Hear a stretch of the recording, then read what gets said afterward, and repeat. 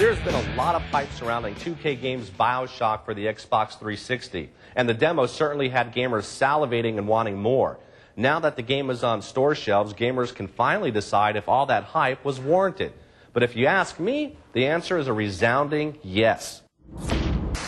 The game being billed as a first-person shooter is so much more than that. From the opening moments of the plane crash and your descent into the mysterious underwater city named Rapture, you are immediately drawn in and captivated by the story. It seems that some rich Ross Perot type of tycoon was fed up with our country's government and bureaucracy and had the idea of building his own underwater society free of meddling governments. But upon your entering the supposed oceanographic utopia, you quickly discover that there is trouble in paradise. Genetically altered mutants called splicers are roaming the city, attacking you and anything else they think contains a precious substance called Adam. It's this substance that also allows you to wield plasmid powers that shoot out from your left hand. Powers such as the electrobolt come in handy early on, but as you progress further in the game, you will stumble on or unlock new plasmids.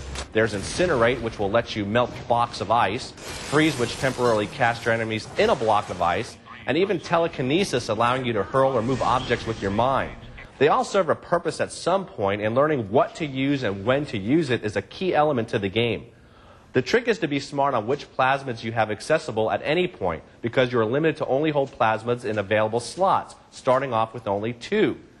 But as you progress in the game, more slots can be opened, and trust me, you will want as many plasmids as possible at your disposal as the game ramps up into later levels. You also have various tonics like physical or engineering that allow you to customize your skill set at specific terminals located through the levels. These can be used to strengthen your melee attacks or increase your hacking skills. You'll be given the option of hacking certain terminals, safes, and other items. When doing so, a timed puzzle-like minigame opens up in which you have to successfully and quickly link up a series of directional tubes to navigate the liquid from the outtake to the intake. Later levels will most definitely require some combination of tonics to aid in your hacking abilities.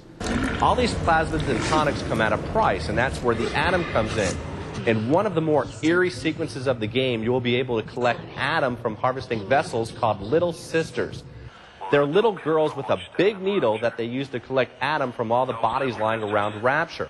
Unfortunately for you, these little sisters are protected by one of the toughest enemies in the game, the deep-sea diver on steroids known as Big Daddies. This is where the game asks you to make a decision. Harvest the girls and you get a good amount of Adam, but the little girl dies. You can choose to save the little girl, but you only end up with a small amount of the precious substance. Bioshock is a different kind of shooter. It's been referred to by myself and many others as a thinking man's shooter, and that's a pretty accurate statement. But that doesn't mean you don't get a great arsenal of heavy firepower and ammunition. And although the weapons are based off of 1960s technology, they are still fun to wield. Taking out a splicer with a combination of a plasmid and firepower never gets old. One interesting feature is how the game handles your death. If you die, the level continues as you respawn at the nearest vital chamber. So in other words, if you have been putting the smackdown on a Big Daddy and then get killed, he could very well be making his way to a health recharging station as you are busy making your way back to him. The level doesn't simply end and reload and start from scratch. The city of Rapture is huge with many levels to explore, but luckily an on-screen arrow can guide you where you need to go. But those looking to slow the pace down, exploring the city and finding the many personal diaries laying around will really open up the story arc. Graphically, this game will rank up there as one of the best-looking games on the 360. Using the Unreal Engine 3, all the environments are rendered out in amazing detail and clarity. Seeing as how this game takes place miles under the ocean, water can be found just about everywhere. And this to date is probably the most realistic water I have ever seen in a game. Whether you were standing in a puddle or walking through a cascade of it draining from a leaky pipe, it all looks very realistic. The game also makes great use of surround sound with the echoes, moans, and footsteps coming from all around the room.